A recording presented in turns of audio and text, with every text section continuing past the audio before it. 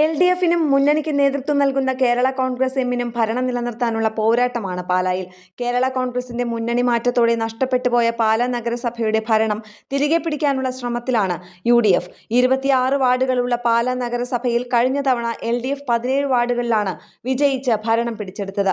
ഇക്കുറി ഭരണം പിടിച്ചെടുക്കാനാണ് UDF നീക്കം. 7 വാർഡിൽ മത്സരിക്കുന്ന NDAയ്ക്കും മികച്ച പ്രകടനം നടത്തേണ്ടതുണ്ട്. ആം ആദ്മി പാർട്ടി 3 വാർഡിലും സ്വതന്ത്രർ 5 വാർഡിലും മത്സര രംഗത്തുണ്ട്.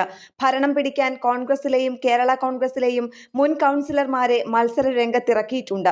മുൻ കൗൺസിലർമാരായ ജോസ് എടേട്ട്, സിജി ടോണി തോട്ടം, ആനി ബിജോയ്, ലിസിക്കുട്ടി മാത്യു, പ്രൊഫസർ സതീഷ് ചൊള്ളാനി, മിനി പ്രിൻസ് എന്നിവരും പുതുമുഖങ്ങളും മുൻ കൗൺസിലർമാരുടെ ബന്ധുക്കളും ഇപ്രാവശ്യം UDF പാനലിൽ ജനവിധി തേടുന്നു.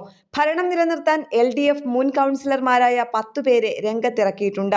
Shaju Thurathan, Betty Shaju, Josin Bino, Reena Cheruvally, Jose J Cheeranguzhi, Biji Jojo Kudakkachira, Leena Sunny Purayidam, Mary Dominic, Roy Francis എന്നിവരാണ് മുൻ പരിചയം മുതലാക്കാൻ മത്സര രംഗത്തുള്ളത്. ഇവരിൽ 6 പേർ നഗരസഭാധ്യക്ഷന്മാരായിരുന്നു. കഴിഞ്ഞ തവണ CPM ചിഹ്നത്തിൽ വിജയിച്ച ഏക കൗൺസിലറായ ബിനു പുളിക്കണ്ടത്തിന്റെ നേതൃത്വത്തിൽ 3 സ്വതന്ത്രന്മാർ പോരാട്ടത്തിലുണ്ട്. ന്യൂസ് ഡെസ്ക് കേരള പ്രണാമം.